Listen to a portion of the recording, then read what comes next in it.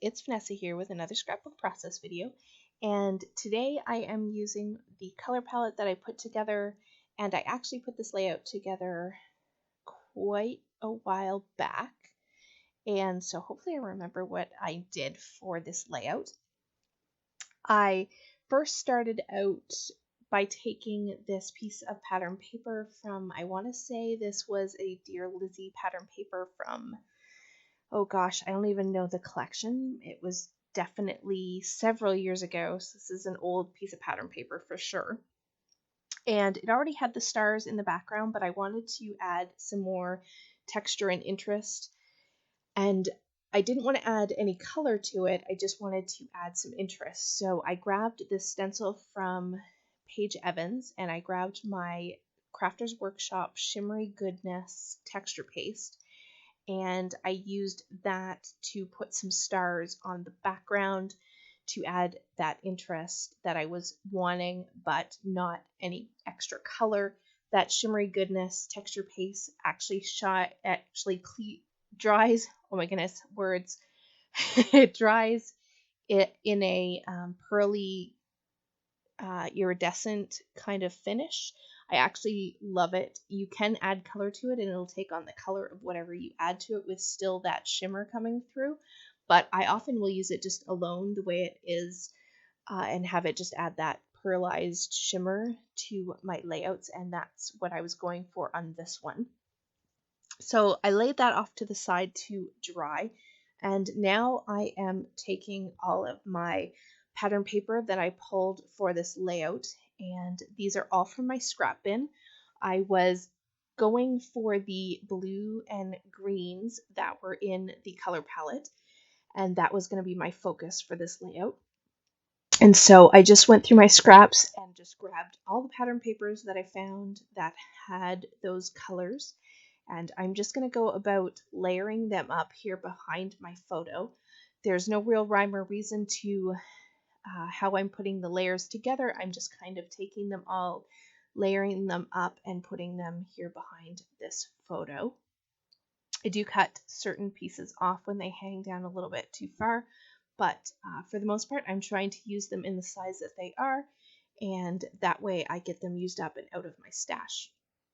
Now you will see me kind of stop and start a few times and sort of wave my hands around, which might look kind of odd on video, especially with it sped up.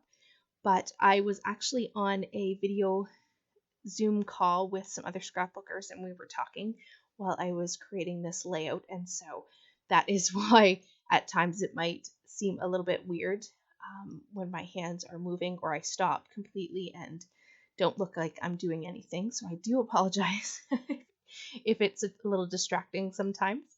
But basically all you see me doing here is I am just, again, layering up all of these pattern papers and just getting a good mix of the greens and blues behind my photo. So it's a very heavy photo matted picture that I'm going with for sure. I have a lot of pattern papers just all put underneath my photo, and they're all a lot of tone on tone pattern and or very subtle sort of patterns. I didn't want anything to compete with the background or the other things that were going to go on this layout, and so I really kept the scraps that I used to be more on that like tone on tone or very subtle patterns.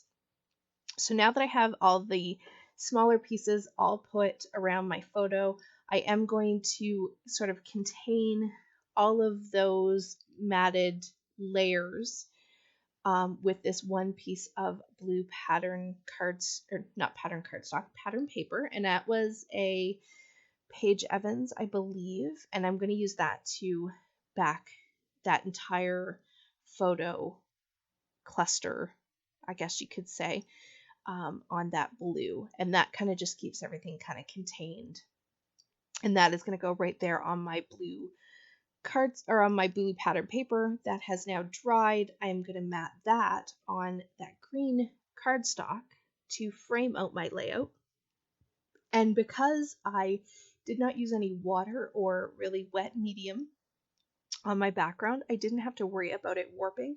So it was great for that texture paste, if you don't add water to your paste, or you don't add any extra wet medium, it will actually not warp your paper, which is one of the other reasons why I love to use it.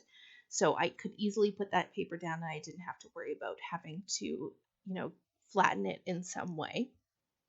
So there you see, I now have my background done. I have my photo all ready to go and layered up. You're now going to see me put all of my clusters together. There are going to be 3 clusters on this layout.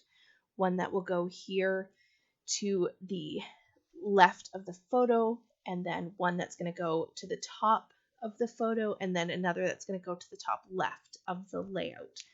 And basically what I did is I went to my embellishments, and I keep all embellishments by color.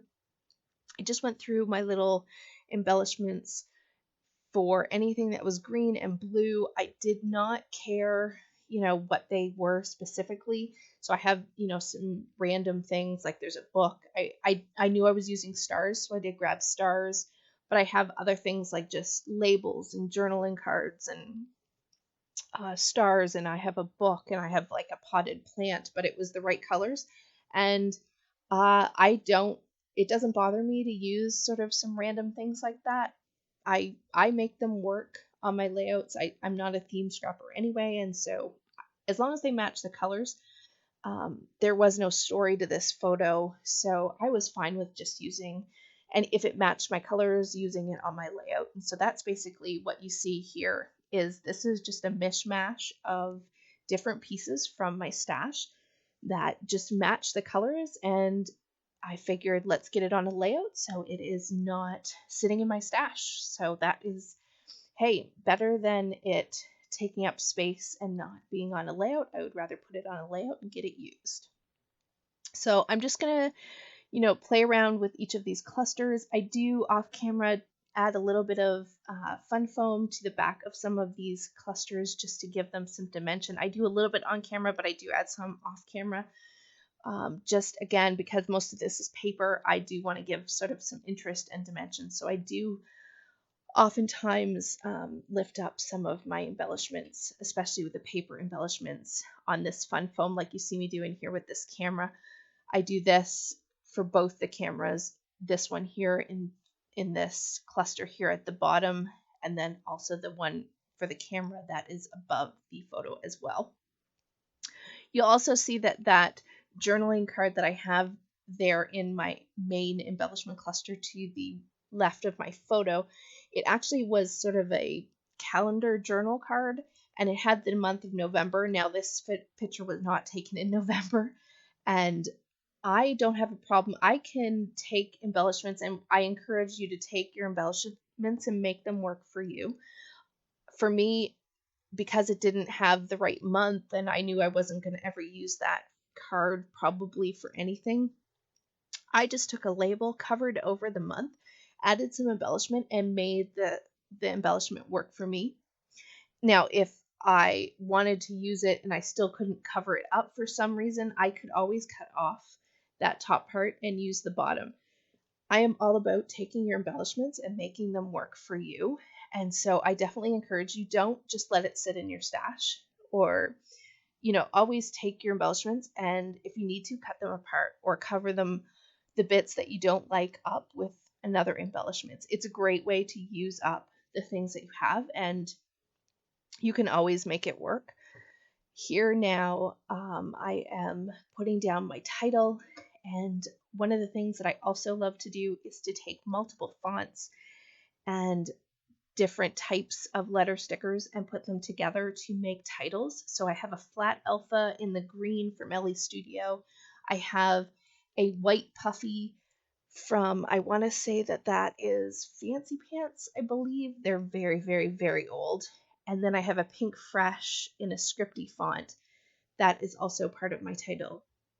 And I really love the interest that it gives when you mix up your fonts on your titles. It really adds a lot of dimension and interest so that it's not looking oftentimes flat or it can kind of be boring sometimes. At least for me, when I put my titles together, if I keep all the fonts the same. Now, that's not to say that I don't have plenty of layouts where I've used the exact same letter stickers, but I really love how this turns out. There's different layers and levels to the title, which makes me happy. So I really love how this one turned out. I did add that little star paper clip, which I have to say a big yay me, because I never use those paper clips. I have a ton of those shaped paper clips, never use them. So I was super happy to get that on this page.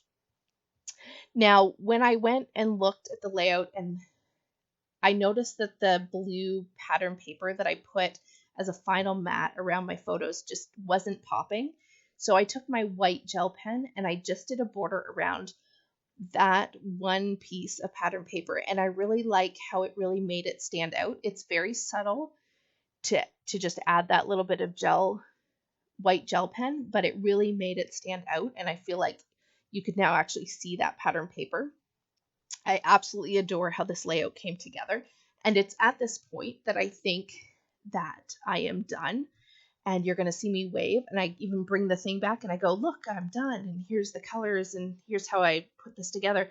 And then I go, oh yeah, I always finish my layouts with either enamel dots or sequins or something like that. And so I, of course, turned the camera back on and said, of course I'm going to add these. And so here I'm going to finish my layout with my sequins. And so in just a second, there will be still photos at the end. And for this photo, if in case those that are interested about, if there's a story or anything behind this photo, there is not with this one. We were just out to dinner and we were waiting for our food, and my son was looking really cute. And so this is just an everyday I love you to the stars and back layout for him. And so with that, guys, I will leave you with the still photos and catch you on the next video.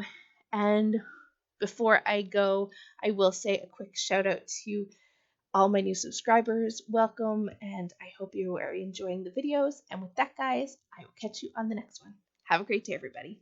Bye-bye.